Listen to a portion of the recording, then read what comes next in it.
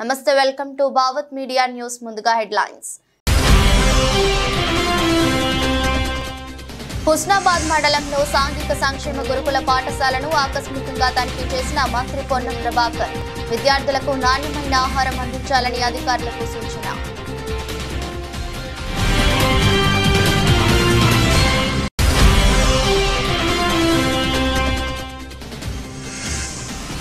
జాతీయ చేనేత దినోత్సవం సందర్భంగా నేతన్నలపై సీఎం చంద్రబాబు వరాల చెల్లు. నెలలో ఒక్కరోజైనా చేనేత వస్త్రాలు ధరించాలని ప్రజలకు పిలుపు.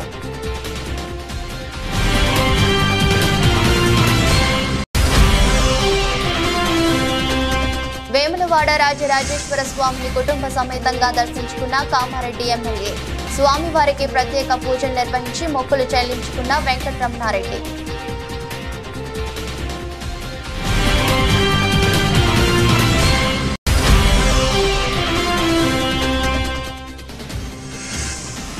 అధర్మ యుద్ధంతో చంద్రబాబు తన నైజాన్ని చూపిస్తూ రాజకీయ విలువలను మరింత దిగజారుస్తున్నారు.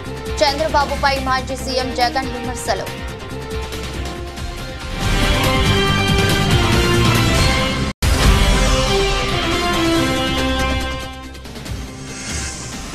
భారత్ స్టార్ రెజ్లర్ వినేష్ ఫోగాట్ సంచలన నిర్ణయం. రెజ్లింగ్ కు గుడ్ బై చెప్పిన వినేష్.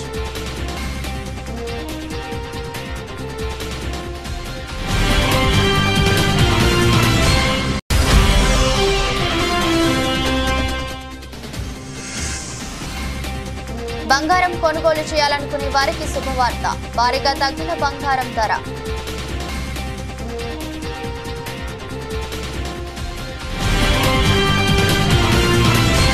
ఖమ్మం జిల్లా కూసుమంచి మండలం పాలేరు వద్ద పాలేరు రిజర్వాయర్ నుండి లెఫ్ట్ మెయిన్ కెనాల్ రెండో జోన్ కు 500 క్యూసెక్కుల సాగునీటిని రాష్ట్ర రెవెన్యూ, హౌసింగ్, సమాచార, పౌర సంబంధాల శాఖల మంత్రి పొంగులేటి శ్రీనివాసరెడ్డి విడుదల చేశారు. ఈ సందర్భంగా మంత్రి మాట్లాడుతూ జిల్లాలో 2 పంటలకు సాగునీరు అందించేందుకు వరుణ దేవుడు సహితం సహకరించాడన్నారు. దేవుళ్లు దీవించినట్టుగా ఇందిరమ్మ రాజ్యంలో పంటలకు సరిపడా నీరు వచ్చిందని చెప్పారు. పాలేరు ఎడమ కాలువ నుంచి విడుదల చేసిన నీరు తెలంగాణలో 2,75,000 ఎకరాల పంట నీరు అందిస్తూనే వివరించారు. ఈ నెల 15 ముఖ్యమంత్రి రేవంత్ రెడ్డి చేతుల మీదుగా సీతారామ ప్రాజెక్టును ప్రారంభించబోతున్నామని మంత్రి శ్రీనివాసరెడ్డి వివరించారు. లెఫ్ట్ కెనాల్ మీద పాలేరు రిజర్వాయర్ నుంచి దిగువకి సుమారు 2,75,000 ఎకరాలు నాగార్జున సాగర్ కింద ఉన్న ఆయకట్టుకి ఇప్పుడే పాలేరు దగ్గర గౌరవ కలెక్టర్ గారు, నేను, చీఫ్ ఇంజనీర్ గారు కృష్ణా నీటిని రిలీజ్ చేయడం జరిగింది. సుమారు 37 మండలాల్లో ఈ 2,75,000 ఎకరాలు తెలంగాణ రాష్ట్రంతో పాటు ఆంధ్రప్రదేశ్లో కూడా సుమారు 1,20,000 ఎకరాలకు ఈ నీరు ఆంధ్రప్రదేశ్ ప్రాంతానికి కూడా వెళ్తుంది. అంటే గతంలో పోయిన సంవత్సరం 2023-24 ఈ సంవత్సరంలో 2 పంటలకి ఆనాడు కృష్ణా బేసిన్కి నీళ్లు రాని కారణం చేత రైతులకి 2 పంటలకి ఆనాడు నీళ్ళు ఇవ్వలేకపోయారు. తదుపరి అంతకుముందు సంవత్సరం కూడా 1 పంటకే నీరు ఇవ్వటం జరిగింది. కృష్ణా పరివాహక ప్రాంతాల్లో సరిగ్గా వర్షాలు లేని కారణంగా, నీళ్లు రాని కారణంగా. అంటే యావత్ తెలంగాణ ప్రజలు ఏదైతే మార్పు కావాలి అని రాజకీయాలతో పాటు వాతావరణంలో కూడా మార్పు కావాలని తెలంగాణ ప్రజల కోరిక మేరకు పైన వానదేవుడు కూడా, తదాస్తు దేవతలు కూడా దీవించబట్టే తెలంగాణ రాష్ట్రంలో ఇందిరమ్మ రాజ్యంలో ఈనాడు సమృద్ధిగా శ్రీశైలంలో కానీ, నాగార్జున సాగర్లో కానీ 2 పంటలకి, 2 కాలువలకి, ఇటు లెఫ్ట్ కెనాల్కి, అటు రైట్ కెనాల్కి 2 పంటలకి, 2 కాలువలకి పుష్కలంగా నీరు ఇవ్వటానికి, పుష్కలంగా పంటలు పండించుకోవడానికి కావలసినంత నీరు ఆ కృష్ణమ్మ తల్లి దయ వల్ల ఈనాడు వచ్చింది. అంటే ప్రజలు దీవించటమే కాదు, ఇందిరమ్మ రాజ్యాన్ని పైనున్న తదాస్తు దేవతలు కూడా చల్లగా దీవిస్తున్నారు అనటానికి నిదర్శనం ఇంతకంటే వేరే మనం చెప్పనవసరం లేదు. చేనేత కార్మికుల ఆరోగ్య భద్రత కోసం బీమా పథకాన్ని వెంటనే అమల్లోకి తెస్తున్నట్టు ముఖ్యమంత్రి చంద్రబాబు ప్రకటించారు. దీనికి 10 కోట్లను విడుదల చేయనున్నట్టు వెల్లడించారు. చేనేతకు భారంగా మారిన జీఎస్టీని ఎత్తివేసేందుకు ప్రయత్నిస్తామని చెప్పారు. సాధ్యపడకపోతే కార్మికులు కట్టే జీఎస్టీ మొత్తాన్ని వారికి తిరిగి చెల్లిస్తామన్నారు. ఇబ్బందులున్నాయని వదిలిపెట్టలేదు. నేను మొదటి రోజునే 5 సంతకాలు పెట్టాను. 5 సంతకాలు కేబినెట్ లో పెట్టి నిర్ణయాలు చేసి అమలు చేశాం. మన పిల్లల ఉద్యోగాల కోసం మెగా డిఎస్సి సంతకం పెట్టాను. 16,347 ఉద్యోగాలు ఇవ్వడానికి ముందుకు పోతున్నాం. ప్రాసెస్ ప్రారంభమైంది. వీలైన తొందరలో ఈ ఉద్యోగ నియామకాలు జరుగుతాయని చెప్పి కూడా నేను మీకు తెలియజేస్తున్నా. అదే సమయంలో పేదవాళ్ళకి ఏదైతే ఆ రోజు ఒక మాట చెప్పాను, ప్రతి ఒక్క ఇంటికి పెద్ద కొడుకుగా ఉంటా, మీ బాధ్యత తీసుకుంటానని చెప్పి పింఛన్ 4,000 రూపాయలు ఇస్తానని చెప్పాను. అంతేకాదు ఏప్రిల్ నుంచే ఇస్తా అన్నాను. అందుకే ప్రభుత్వం వచ్చిన మొదటి నెలలో 7,000 రూపాయలు ఇంటికి తీసుకొచ్చి ఇచ్చిన పార్టీ ఎన్డీఏ ప్రభుత్వం, తెలుగుదేశం అని చెప్పి నేను మీకు తెలియజేస్తున్నా. ఇప్పుడు కూడా 4,000 రూపాయలు రెండో నెల కూడా ఇచ్చాం. ఎప్పుడూ ఇస్తాం. 65 లక్షల మందికి దగ్గర నెల 2,737 కోట్ల రూపాయలతో ఈ కార్యక్రమాన్ని ముందుకు తీసుకెళ్తాం. ఇది మీరు చూసి సంవత్సరానికి 33,000 కోట్ల రూపాయలు ఖర్చు పెడుతున్నాం. సిద్దిపేట జిల్లా హుస్నాబాద్ మండలం జిల్లెళ్లగడ్డలోని సాంఘిక సంక్షేమ గురుకుల పాఠశాలను జిల్లా కలెక్టర్ మిక్కిలినేని మను చౌదరితో కలిసి మంత్రి పొన్నం ప్రభాకర్ ఆకస్మికంగా తనిఖీ చేశారు. ఈ సందర్భంగా విద్యార్థులతో మంత్రి పొన్నం ప్రభాకర్ కాసేపు ముచ్చటించారు. పాఠశాలలో ఉన్న సమస్యలపై ఆరా తీశారు. రెగ్యులర్ గా క్లాసులు జరుగుతున్నాయా, ఉదయం టిఫిన్ ఆహారం ఎలా ఉంటుందని విద్యార్థులను అడిగి తెలుసుకున్నారు. విద్యార్థులకు నాణ్యమైన ఆహారం అందించాలని, నాణ్యత విషయంలో ఎక్కడ రాజీ పడకూడదని తెలిపారు. స్కూల్లో డోర్స్, విండోస్ సరిగా లేవని, పక్కనే కొండ ఉండడం వల్ల కొంత ఇబ్బందులు ఉన్నాయని మంత్రి దృష్టికి తీసుకురాక వెంటనే పాఠశాల పరిసరాలు బాగు చేస్తామని హామీ ఇచ్చారు. పాఠశాలకు ఆర్వో ప్లాంట్ మంజూరు చేస్తామని, డైనింగ్ హాల్లో బెంచెస్, టేబుల్స్, పిల్లలకు బెడ్స్ మంజూరు చేస్తామని తెలిపారు. విద్యార్థులంతా చదువులోనూ ఆటల్లోనూ మంచి ప్రతిభ కనపర్చాలని సూచించారు.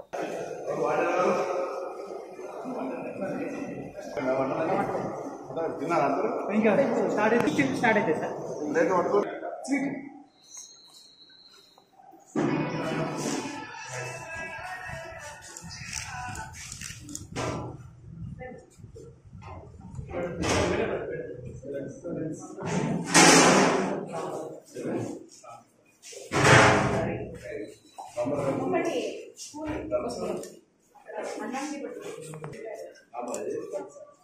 సైడ్ జరగను ఓకే డన్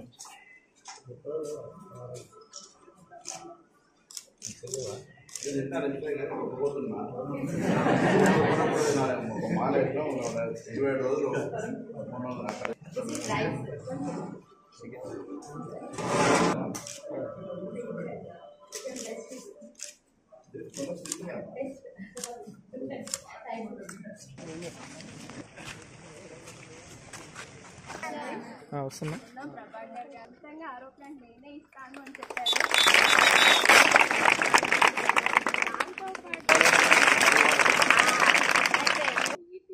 పిల్లలు ఓడుగా రెడీ ఇప్పుడు అవార్డు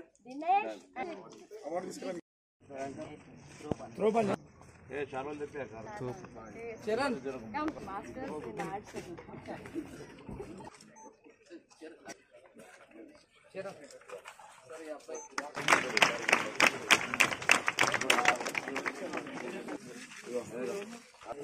వాళ్ళ ఎదురు రావాలా కప్పుతున్న వాళ్ళకు మీరు కూడా ఆదర్శ యుద్ధంతో చంద్రబాబు తన నైజాన్ని చూపిస్తూ రాజకీయ విలువలను మరింత దిగజారుస్తున్నాడని వైఎస్ఆర్సీపీ అధ్యక్షులు మాజీ సీఎం వైఎస్ జగన్మోహన్ రెడ్డి అన్నారు. విలువలు, విశ్వసనీయతకు తాను కట్టుబడి ఉన్నానని, కాంగ్రెస్ నుంచి ఆ రోజు తాను అమ్మ మాత్రమే బయటకు వచ్చామని, ఆ పార్టీ నుంచి తనతో వచ్చే వాళ్ళు రాజీనామా చేసి వచ్చారని, విలువలతో రాజకీయం చేశాం కాబట్టే ఇద్దరితో మొదలైన పార్టీ ఇంత పెద్ద స్థాయికి చేరుకుందన్నారు. వేరే పార్టీ గుర్తు మీద గెలిచిన వాళ్ళను ప్రజలు వాళ్లకు ఓట్లు వేసింది ఆ పార్టీ గుర్తును చూసి, ఆ పార్టీ పేరు చెప్పి, ఆ పార్టీ గుర్తును చూసి, ఆ పార్టీ తరపున వెళ్ళి ఓట్లు అడిగిన తర్వాత, గెలిచిన తర్వాత అటువంటి వాళ్ళను మనం ముఖ్యమంత్రిగా ఉన్నాం కదా, పోలీసులు మన చేతుల్లో ఉన్నారు, అధికారులు మన చేతుల్లోనే ఉన్నారు, డబ్బులు మన దగ్గర దండిగా ఉన్నాయి కాబట్టి ఆ డబ్బులు మనం ఖర్చు చేసి మనం ఎటువంటి పరిస్థితుల్లో అధర్మంగా అయినా కూడా మనం గెలిచాలి కదా అని ఆలోచన చేసి అదే కార్యక్రమం ముఖ్యమంత్రిగా ఉన్న వ్యక్తిగా మనం చేసి ఉంటే అది ధర్మమేనా? అధర్మంగా యుద్ధం చేసే కార్యక్రమంలో భాగంగా మన పార్టీ తరపు నుంచి ఎవరైతే గెలిచినారో వాళ్ళందరికీ ఫోన్లు చేయడం, లేదా వాళ్ళ దగ్గరికి మనుషులను పంపించడం, నీకు 5 లక్షలు ఇస్తా, నీకు 10 లక్షలు ఇస్తా, వస్తావా అని పిలవడం, అడగడం, ఎంత మటుకు అంటే రాజకీయాలలో విలువలు అనేటివి పూర్తిగా అట్టడుగు స్థానంలోకి తీసుకొని పోయే కార్యక్రమం జరుగుతూ ఉంది. నేనైతే నా జీవితంలో రాజకీయాలు నేను అట్టే చేశాను. నేను కాంగ్రెస్ పార్టీ నుంచి బయటకు వచ్చినప్పుడు వెనక్కి తిరిగి చూస్తే నా వెనకాల ఎవరు లేరు. నేను మా అమ్మ ఇద్దరమే బయటకు వచ్చింది. నాతో పాటు కొంతమంది ఎమ్మెల్యేలు వస్తామంటే కూడా నాతో పాటు రావాలనుకున్న ఎవరైనా కూడా రాజీనామా చేసి రావాలా అని చెప్పిన. ఈరోజు అక్కడి నుంచి మొదలు పెడితే కేవలం ఇద్దరం పార్టీ నుంచి బయటకు వచ్చి మొదలు పెడితే ఈరోజు దేవుని దయతో ప్రతి అడుగులోనూ కూడా విలువలతో కూడిన రాజకీయాలే చేశాము, విశ్వసనీయతతో కూడిన రాజకీయాలే చేశామని గర్వంగా తలెత్తుకొని కూడా చెప్పగలుగుతాం. ఎందుకు మొన్న ఎలక్షన్లే 2014 ఎలక్షన్ మీ అందరికీ గుర్తుండే ఉంటుంది. మనం ఓడిపోయాం ఆ ఎలక్షన్. ఓడిపోయేటప్పుడు కూడా నా దగ్గరికి చాలామంది వచ్చినారు, మన వాళ్ళే నా దగ్గరికి కూడా వచ్చినారు. మన మంచి కోసమే చెప్పారు, నా మంచి కోసమే చెప్పారు. అన్న చంద్రబాబు నాయుడు ఇష్టం వచ్చినట్టు అబద్ధాలు ఆడుతూ ఉన్నాడు, రైతులకు రుణమాఫీ అంటూ ఉన్నాడు, మహిళలకు రుణమాఫీ అంటూ ఉన్నాడు, ఇంటింటికి ఉద్యోగం అంటున్నాడు, ఉద్యోగం ఇకపోతే 2000 అంటున్నాడు, ప్రతి ఒక్కరికి 3 సెంట్ల స్థలం అంటూ ఉన్నాడు.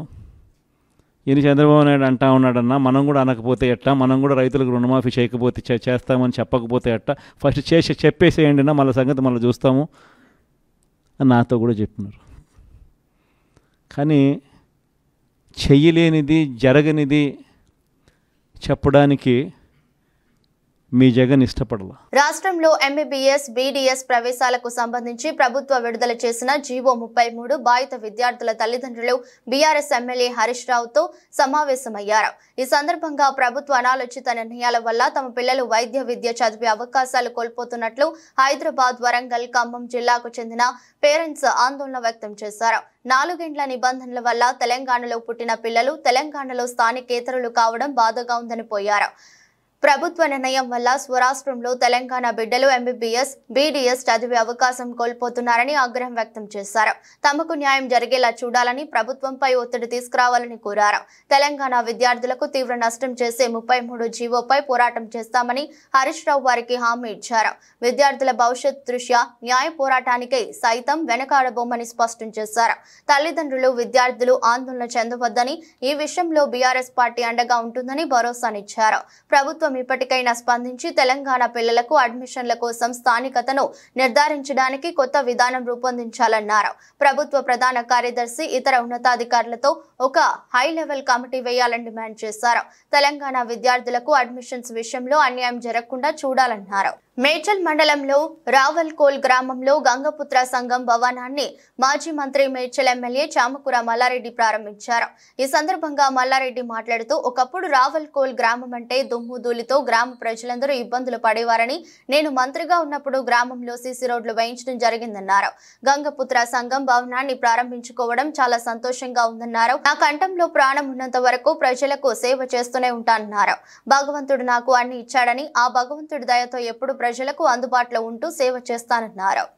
గ్రామంలో పెద్ద ఎత్తున గంగపుత్ర సంఘం భవన్, గంగపుత్ర సోదరులకు అందరూ కూడా, మా అక్కలకు, మా అన్నలకు, మా చెల్లెళ్లకు, మా తమ్ముళ్లకు, మా మాజీ సర్పంచ్కు, మాజీ వైస్ ఎంపీపీకి, మా పార్టీ ప్రెసిడెంట్లకు, మా యూత్ నాయకునికి, మా ప్రభాకర్కు అందరికీ కూడా ధన్యవాదాలు, శుభాకాంక్షలు. పెద్ద ఎత్తున ఇలా గంగపుత్ర సంఘం అంటే ఈ ఊరికి నాకు చాలా సంతోషం అనిపించింది. నేను మంత్రి ఉన్నప్పుడు మా అక్కలకు మట్టి అంటొద్దని చెప్పి ప్రతి రోడ్డు నా సొంతం పైసలతో నేర్పించాను. అదే మాదిరిగా ప్రతి గుడి కూడా ఇలా యాదవులది కానీ యాదవుల గుడి కానీ మన గౌడ్స్ గుడి కానీ ఇంకా ఎవరిదైనా ఏ సంఘందైనా సరే నా సొంతం డబ్బులు ఇచ్చి నేను వాళ్ళకు కొద్దిగా సహాయం చేసి వాళ్ళు కొద్దిగా డబ్బులు వేసుకొని ఇలా ఇవన్నీ కూడా కంప్లీట్ చేసుకున్నందుకు చాలా సంతోషం అనిపిస్తుంది. అదే మాదిరిగా కూడా మా అక్కలు మా తమ్ముడు మాకు ఇంత మంచి రోడ్లు వేపించిండు, గుడ్లు కట్టించిండు, కుల సంఘాలు కట్టించిండు. మేము ఆయనకు ఓటుకొని మనం ఆయన రుణం తీర్చుకోవాలని చెప్పి మా అక్కలందరూ కూడా నాకు ఓటేసి మళ్ళీసారి గెలిపించినందుకు వాళ్ళందరూ కూడా పాదాభినందనలు. ఎప్పటికీ నా గొంతుల ప్రాణం ఉన్నంత వరకు నేను ప్రజలకు సేవ చేస్తూనే ఉంటా. అన్ని రకాలుగా రాజన్న సిరిసిల్ల జిల్లా వేములవాడ రాజరాజేశ్వర స్వామిని కామారెడ్డి ఎమ్మెల్యే వెంకటరమణారెడ్డి కుటుంబ సమేతంగా దర్శించుకున్నారు. అనంతరం స్వామివారికి ప్రత్యేక పూజలు నిర్వహించి కోడ మొక్కలు చెల్లించుకున్నారు. నాగిరెడ్డి మండపంలో ఆలయ అర్చకులు వెంకటరమణారెడ్డి దంపతులకు వేదోక్తాశీర్వచనంలో అందజేశారు. ఆలయ పర్యవేక్షకులు బి తిరుపతిరావు వారికి శేషవస్త్రం కప్పి స్వామివారి లడ్డు ప్రసాదాన్ని అందజేశారు. వారి వెంట బీజేపీ జిల్లా అధ్యక్షుడు తదితరులు ఉన్నారు. వికారాబాద్ జిల్లా కోస్గి పట్టణంలోని పంచాక్షరి ఫంక్షన్ హాల్లో ఈ నెల 17న పోలీస్ శాఖ ఆధ్వర్యంలో మెగా జాబ్ మేళా ఏర్పాటు చేసినట్లు ఎస్పీ యోగేష్ గౌతమ్ తెలిపారు. జాబ్ మేళాకు సంబంధించిన వాల్ పోస్టర్ ను ఎస్పీ కార్యాలయంలో విడుదల చేశారు. సుమారు 50 కంపెనీలు జాబ్ మేళాలో పాల్గొంటాయని, నిరుద్యోగులు ఈ అవకాశాన్ని సద్వినియోగం చేసుకోవాలని కోరుతున్నారు. నారాయణపేట జిల్లా కోస్గి మండల్లో మనం ఒకటి పెద్ద మెగా జాబ్ మేళా ఏర్పాటు చేస్తున్నాం. ఈ జాబ్ మేళాలో కనీసం 50+ కంపెనీస్ విత్ మోర్ దెన్ 1000 వేకెన్సీస్తో పాటు వస్తున్నది. ఇక్కడ ఉన్న నారాయణపేట్, వికారాబాద్, మహబూబ్నగర్ ఉన్న అందరి యువకాల నుంచి కోరేది ఏంటంటే మీరు ఈ జాబ్ మేళాకి మీరు ఉపయోగించండి. ఒకటి క్యూఆర్ కోడ్ ఉన్నది. ఆ క్యూఆర్ కోడ్లో మీరు రిజిస్టర్ చేస్తే మీరు బేసిక్ డీటెయిల్స్ ఇన్ఫర్మేషన్ పెడితే మాకు ఇన్ఫర్మేషన్ వస్తుంది. దాన్ని బట్టి మనం ప్లాన్ చేస్తున్నాం. ఈ జాబ్ మేళా నారాయణపేట జిల్లా కోస్గి మండల్లో Panchakshari function hall 9 AM onwards 17th August 2024కి మనం ప్లాన్ చేస్తున్నాం. మీరందరూ ఆ రోజు డైరెక్ట్లీ మీ క్వాలిఫికేషన్, మీ basic details and qualification certificates అవన్నీ తీసుకువస్తే ఆ రోజే ఇంటర్వ్యూ అయ్యి మనం ఇమీడియట్లీ అపాయింట్మెంట్ లెటర్ కూడా ఇప్పిస్తాం. సో మీ అందరూ యువకాలు ఈ నారాయణపేట డిస్ట్రిక్ట్ పోలీస్ తరఫు నుంచి కమ్యూనిటీ పోలీసింగ్ కింద ఒక ఇనిషియేటివ్ మీరందరూ ఉపయోగించండి. భారీ మాత్రలో వచ్చేసి ఈ జాబ్ మేళా అనేది మీరు ఉపయోగించండి. Thank you. మాజీ ముఖ్యమంత్రి జగన్ భద్రతా అంశంపై వైసీపీ నేత అంబటి రాంబాబు మీడియా సమావేశం నిర్వహించారు. అవసరమైనప్పుడు భద్రత పెంచాల్సిన బాధ్యత ప్రభుత్వంపై ఉంటుందని అంబటి రాంబాబు తెలిపారు. కానీ ఇవాళ అందుకు విరుద్ధమైన పరిస్థితులు కనిపిస్తున్నాయని, జగన్ అధికారం నుంచి దిగిపోయాక ఆయనపై కక్ష కట్టినట్టు వ్యవహరిస్తున్నారని ధ్వజమెత్తారు. ఎస్ఆర్సీ నివేదిక రాకముందే జగన్ సెక్యూరిటీని ఉపసంహరించుకున్నారని అంబటి రాంబాబు ఆరోపించారు. జగన్ నివాసం గేటు వద్ద ఉన్న సెక్యూరిటీని తీసేశారని, ఆ రోడ్డులోకి విచ్చలవిడిగా అందరినీ అనుమతించారని వివరించారు. కూటమి కార్యకర్తలను పంపించి ఆ గేటు వద్ద గొడవలు చేయించారని, అబాసుపాలు చేసేందుకు అన్యాయంగా ప్రయత్నించారని అంబటి రాంబాబు పేర్కొన్నారు. ఆయనను పలుచన చేసేందుకు ఇవన్నీ మీడియాలో ప్రసారం చేశారని వెల్లడించారు. భద్రతని పెంచవలసినటువంటి అవసరం ఉంటుంది. అవసరమైనప్పుడు ఇవాళ నేను చూస్తున్నా, మీరు కూడా తెలుసు, జగన్మోహన్ రెడ్డి గారు రాజీనామా చేయగానే ఎస్ఆర్సీ రిపోర్ట్ రాకోకుండానే, సెక్యూరిటీ రివిజన్ కమిటీ రిపోర్ట్ రాకోకుండానే జగన్మోహన్ రెడ్డి గారి దగ్గర ఉన్నటువంటి సెక్యూరిటీని విత్డ్రా చేసుకున్నారు. ఇదే ఆయన గేటు దగ్గర ఉన్న సెక్యూరిటీని తీసేశారు. ఈ రోడ్లోకి అందరినీ ఎలవ్ చేశారు. విచ్చలవిడిగా తెలుగుదేశం కార్యకర్తల్ని, కూటమి కార్యకర్తల్ని ఇక్కడికి పంపించారు. పంపించి ఈ గేటు దగ్గర గొడవలు చేయించారు. అపాస్పాలు చేయాలనే ప్రయత్నం చేశారు. అన్యాయంగా ప్రవర్తించేటటువంటి ప్రయత్నం చేశారు. ఇవన్నీ మీడియాలో ప్రసారం చేశారు. ప్రసారం చేసి జగన్మోహన్ రెడ్డి గారిని పలుచన చేయాలనేటువంటి ఒక ప్రయత్నాన్ని చేస్తున్నారు. మీరు చూసే ఉంటారు, జగన్మోహన్ రెడ్డి గారి ఈ ఓటమి పాలైన తర్వాత ఇప్పుడు ప్రజెంట్ స్పీకర్ గారి దగ్గర ఒక ఆయన మాట్లాడుతూ ఉన్నాడు, జగన్మోహన్ రెడ్డి గారు ఓడిపోయాడు కానీ చచ్చిపోలేదు, చచ్చిపోతే తప్ప ఈ పార్టీ ఆ పార్టీ నాశనం కాదు అనేటువంటి మాట మాట్లాడిన తర్వాత మళ్ళా మీరు సెక్యూరిటీని తగ్గించేటటువంటి ప్రయత్నం చేస్తున్న తర్వాత ఆయన భద్రతను గాలికి వదిలేసి ఏదో ఒక విధంగా ఆయనకి ప్రమాదంలోకి నెట్టివేయాలనేటువంటి ప్రయత్నం మీరు చేస్తున్నట్టుగా చాలా స్పష్టంగా అర్థమవుతున్నటువంటి అంశమని ఈ సందర్భంగా నేను చెప్పదలుచుకున్నాను. దానికోసమే మేము న్యాయస్థానాన్ని ఆశ్రయించవలసినటువంటి అవసరం వచ్చిందని కూడా ఈ సందర్భంగా నేను చెప్తాను. లోకేష్ గారు, నారా లోకేష్ గారు నిన్న ఒక ట్వీట్ చేశాడు. Z+ భద్రత ఉన్నా ఇంకా ఆ అభద్రత ఎందుకు జగన్? Z+ భద్రత ఉన్నా ఇంకా అభద్రత ఎందుకు జగన్? దాని ఏమంటే ఇప్పుడు జగన్కున్న భద్రత ఎంత అంటే Z+ భద్రత 58 మందితో సెక్యూరిటీ, 2 ఎస్కాట్ బృందాలు, 10 మంది సాయుధ గార్డులతో భద్రత, కాన్వాయ్లో 2 అత్యాధునిక ల్యాండ్ క్రూయిజులు, బుల్లెట్ ప్రూఫ్లు. చూడండి, ఆయన నిన్న ట్వీట్ చేసి బుర్ర వికసించినట్టుగా అనిపిస్తుంది. నిక్కర్లేసుకుని గోలీకాయలు ఆడుకునే పద్ధతుల్లో మీరు మాట్లాడుతున్నారు. ల్యాండ్ క్రూయిజులు ఉన్నాయా? చూపించాయా బాబు, నాకు తెలియకడుగుతా లోకేష్ గారు. కామారెడ్డి జిల్లాలో సైబర్ నేరగాళ్లు రెచ్చిపోతున్నారు. తాజాగా జిల్లా కలెక్టర్ ఆశిష్ సంగ్వాన్ పేరిట నకిలీ వాట్సాప్ అకౌంట్ ను గుర్తు తెలియని వ్యక్తులు క్రియేట్ చేశారు. కలెక్టర్ ఫోటోతో డిస్ప్లే పిక్చర్ ను వినియోగిస్తూ డబ్బులు పంపాలంటూ కలెక్టరేట్ లోని ఏటీఓకి గుర్తు తెలియని దుండగులు మెసేజ్ చేశారు. దీంతో అప్రమత్తమై సిబ్బంది కలెక్టర్ దృష్టికి తీసుకెళ్లారు. వెంటనే అప్రమత్తమైన సిబ్బంది స్థానిక దేవునిపల్లి పోలీస్ స్టేషన్ లో కలెక్టరేట్ ఏఓ సయ్యద్ అహ్మద్ మస్రాద్ ఫిర్యాదు చేశాడు.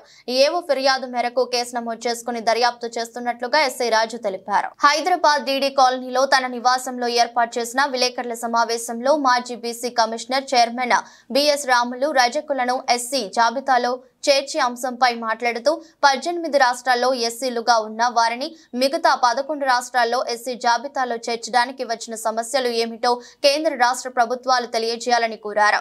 తెలంగాణ రజక రిజర్వేషన్ సమితి రాష్ట్ర అధ్యక్షులు గోపి రజక బృందం రాష్ట్ర వ్యాప్తంగా తిరుగుతూ ఎస్సీ రిజర్వేషన్ పై చేస్తున్న పోరాటాలు అనునిత్యం సోషల్ మీడియాలో చూస్తున్నారని వారన్నారు.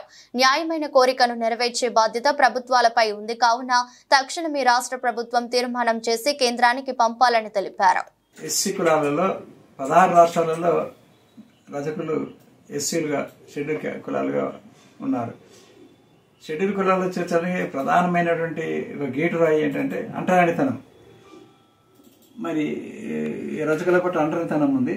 తేడా ఏంటంటే దళితులు, మాలలు, మాదిగలు మిగతా వాళ్ళు ఊరికి బయట ఉంటారు, వీళ్ళు ఊర్లో ఉంటారు. కానీ ఆ అంటరానితనం అనేది పాటిస్తూ ఉంటారు. ఒక దశలో వారిని ఆడబిడ్డలాగా చూస్తారు, మిగతా సందర్భాలలో వారిని పండగలు పబ్బాలకు బయట కూర్చోబెట్టి అన్నం పెట్టడము, అవమానించడము, తిట్టడం కూడా ఎలా తిడతారు, చాకలి మంగలి అని చెప్పి పదాలు కలిపి తిడుతూ ఉంటారు. అంటే తిట్టడానికి అర్హమైనటువంటి కులంగా వాటి మార్చారు. అందువల్ల చాలా చోట్ల వాళ్ళని ధోబీలను మనకి అంటరాని కులాలలో భాగంగానే 16 రాష్ట్రాలు చేర్చారు. ఇక్కడ చేర్చాల్సి ఉండింది. ఎప్పటికైనా ఈ సామాజిక సర్వే చేసిన తర్వాత బీసీ కమిషన్లు సిఫారసు చేయడము, ఆ తర్వాత అది ఎస్సీ కమిషన్లు సిఫారసు చేయడము, రాష్ట్ర మంత్రివర్గం ఆమోదించడం, అది పార్లమెంట్లో బిల్లు పెట్టి దాన్ని సవరించితే అది తప్పకుండా ఎస్సీలో చేర్చే అవకాశం ఉంటుంది. ఆ మేరకి అవసరమైతే ఎస్సీ రిజర్వేషన్లు కూడా 1% 2% మళ్ళీ పెంచాల్సిన అవసరం కూడా ఉంటుంది జనాభా మేరకి. ఈ కృషి ఒక నిరంతర ప్రక్రియ. ఎలాగైతే ఇప్పుడు కొన్ని కులాల వాళ్ళు ఇప్పటికీ మామూలు ఏబీసీలకి వెళ్ళి డీలోకి వెళ్ళి ఏదో మార్చాలని అడుగుతున్నారో వర్గీకరణ మార్చిస్తేనే ఇది ముందుకు వస్తుంది. ఏమైనప్పటికీ సమాజంలో రజక మహిళలు చేసిన సేవ అపారమైనది. అది లెక్కలు అందనిది. తల్లి కన్నా ఎక్కువగా సేవ చేసినారు వాళ్ళు. అంటే మా ఇంటికంటే మా మహిళలు బంగ్లాదేశ్లో నెలకొన్న ప్రస్తుత పరిస్థితుల్లో ఆ దేశానికి చెందిన వారు చాలా మంది హైదరాబాద్ నగరంలోకి ప్రవేశిస్తున్నారనే సమాచారం రావడంతో పోలీసులు అప్రమత్తమయ్యారు. బంగ్లాదేశ్ నుంచి భారత్లోకి వచ్చేందుకు సరిహద్దుల్లో పెద్ద ఎత్తున ఆ దేశీయులు ఉన్నట్లుగా కూడా వార్తలు వచ్చాయి. ఈ క్రమంలో బంగ్లా జాతీయులు హైదరాబాద్ కు కూడా వస్తున్నారని సమాచారం వచ్చింది. దీంతో పోలీసులు బాలాపూర్, కాటేదాన్, మైలార్దేవ్పల్లి, పహాడి షరీఫ్, ఫలక్నామా తదితర ప్రాంతాల్లో బుధవారం ముమ్మరంగా తనిఖీలు నిర్వహించారు. కొంతమంది అనుమానితులను కూడా అదుపులోకి తీసుకున్నారు. గతంలో రోహింగ్యాలు బంగ్లాదేశ్ కు చెందిన వారు పెద్ద ఎత్తున నగరానికి వచ్చి చిరు వ్యాపారులుగా, పరిశ్రమలు, భవన కార్మికులుగా పనిచేస్తున్నారు.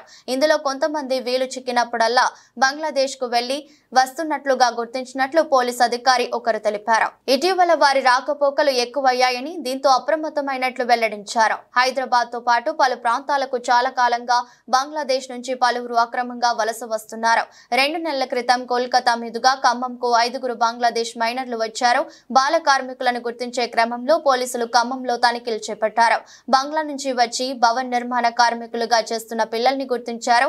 సికింద్రాబాద్ లోనూ మరో 5 గుర్తించారు. జగిత్యాల జిల్లా ఎండపల్లి మండలం కొత్తపేట గ్రామస్తులు, అధికారులు, ప్రజాప్రతినిధుల తీరును నిరసనగా గురువారం రోడ్డుపై వరి నాట్లు వేసి నిరసన వ్యక్తం చేశారు. ఈ సందర్భంగా మాట్లాడుతూ కొన్ని రోజులుగా కురుస్తున్న వర్షాల వల్ల రహదారి గుంతలమయంగా మారిందని, కనీసం అంబులెన్స్ వచ్చే పరిస్థితి లేదని వాపోయారు. దీనిపై సంబంధిత అధికారులు స్పందించాలని కోరుతున్నారు. కుస్తీ నాపై గెలిచింది అంటూ భారత star wrestler Vinesh Phogat wrestling కు రిటైర్మెంట్ ప్రకటించింది. కుస్తీ నాపై గెలిచింది, నేను ఓడిపోయాను, నన్ను క్షమించు, మీ కళ, నా ధైర్యం విచ్ఛిన్నమయ్యాయి, నాకు ఇంకా పోరాడే బలం లేదు, మీ అందరికీ రుణపడి ఉంటాను అని ఎక్స్ వేదికగా తన నిర్ణయాన్ని ప్రకటించింది. ఆమె నిర్ణయం ప్రతి ఒక్కరికి షాక్ గురి చేసింది. అద్వితీయ ప్రదర్శనతో పారిస్ ఒలింపిక్స్ రెజ్లింగ్ ఫైనల్లోకి దూసుకెళ్లి ఆ ఘనత సాధించిన తొలి భారత రెజ్లర్ గా చరిత్ర సృష్టించిన వినేష్ ఫోగాట్ దేశానికి మరో పతకం ఖరారు చేసిందని భారత్ సంబరాలు చేసుకుంటుండగానే చేదు వార్త వినాల్సి వచ్చింది. ఉండాల్సిన బరువు కంటే 100 గ్రాములు అధికంగా ఉందన్న కారణంతో ఆమెను అనర్హురాలిగా తేల్చడంతో దేశం యావత్తు నిర్ఘాటించింది. తనను అనర్హురాలిగా ప్రకటించడంపై Vinesh court of arbitration for sports ను ఆశ్రయించింది. తాను రజత పథకానికి అర్హురాలనని ఫిర్యాదులో పేర్కొంది. దీనిపై తీర్పు రావడానికి ముందే వినేష్ రిటైర్మెంట్ ప్రకటించి కోట్ల మంది భారతీయుల హృదయాలను బరువెక్కించింది. బంగారం కొనుగోలు చేయాలని అనుకునే వారికి శుభవార్త. అంతర్జాతీయ మార్కెట్ల ప్రభావంతో బంగారం ధర భారీగా తగ్గింది. నిన్న 870 తగ్గిన ధర ఇవాళ 430 తగ్గింది.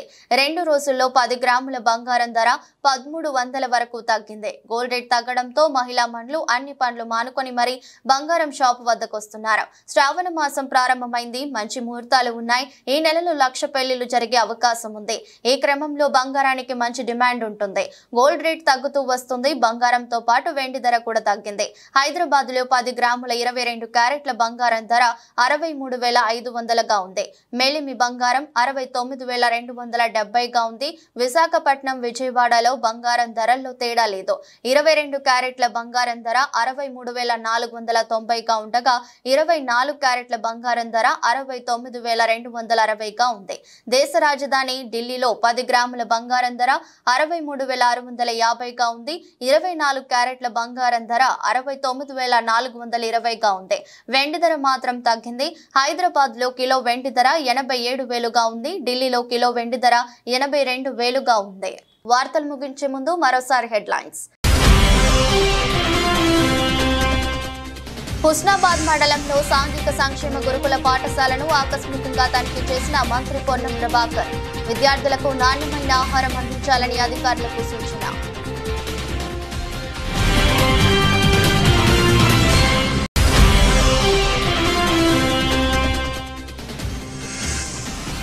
జాతీయ చేనేత దినోత్సవం సందర్భంగా నేతన్నలపై సీఎం చంద్రబాబు వరాల చెల్లు. నెలలో ఒక్కరోజైనా చేనేత వస్త్రాలు ధరించాలని ప్రజలకు పిలుపు.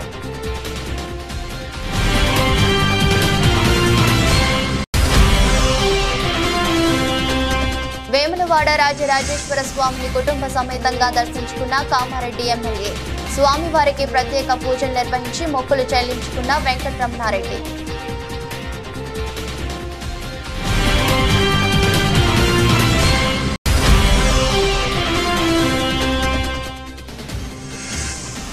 అధర్మ యుద్ధంతో చంద్రబాబు తన నైజాన్ని చూపిస్తూ రాజకీయ విలువలను మరింత దిగజారుస్తున్నారు.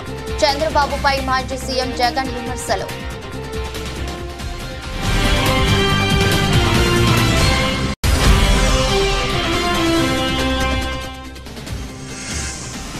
భారత్ స్టార్ రెజ్లర్ వినేష్ ఫోగాట్ సంచలన నిర్ణయం. రెజ్లింగ్ కు గుడ్ బై చెప్పిన వినేష్.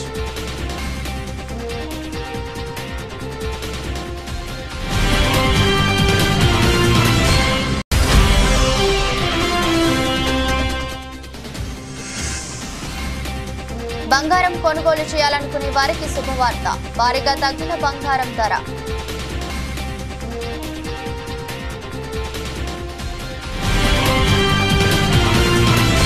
ఇది రోజు బులెటిన్. మరో బులెటిన్లో మళ్ళీ కలుద్దాం. అంతవరకు సెలవు. నమస్కారం.